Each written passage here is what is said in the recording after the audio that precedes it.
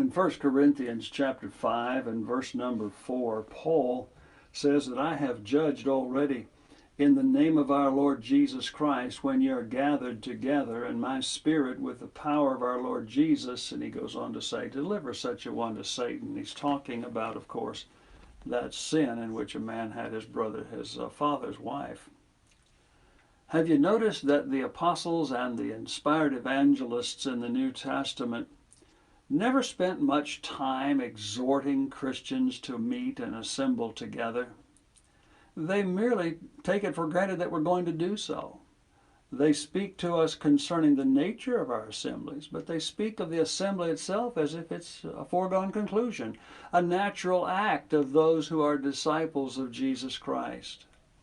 Paul, in this first epistle to the Corinthian church, at least 10 times presupposes that they are assembling.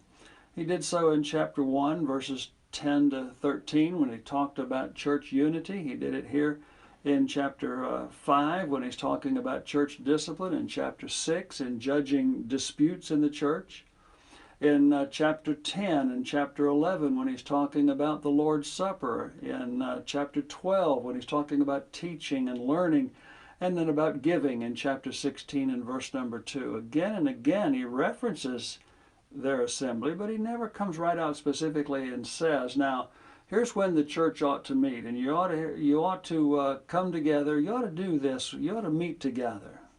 That kind of thing isn't there, except it be in that passage in Hebrews chapter 10 that we are not to forsake the assembling of ourselves together.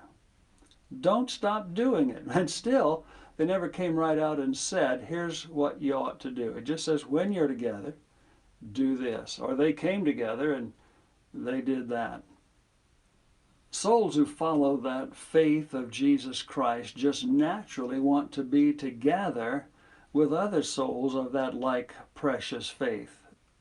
They want to encourage one another, to be encouraged by one another. They want to study together, to learn more about Jesus. They want to be fortified against all the wiles of the devil, the evils of this current age in which we live. And so we find the Christians together on a daily basis. From the very beginning, as recorded in Acts chapter 2, we can see that the church was together, at least Christians were together, if not all of the Christians in town, but Christians just naturally gravitated together and studied and encouraged, supported one another, and together worshiped God in heaven. It's a thing that we do. It's a thing that God wants us to do, as He's told us what to do when we do assemble together. He wants us to eat the Lord's Supper, but He's told us that we do that together in the assembly. And so, indirectly, the command is there. Again, not forsaking the assembling of yourselves together. It's a practice that we just don't give up. Attendance in assemblies of the church that Jesus built is not an optional matter.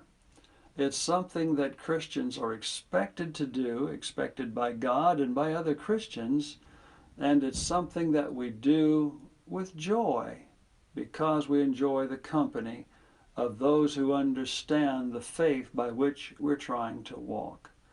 Assembling together with other Christians is a blessing which is enjoyed by Christians around the world.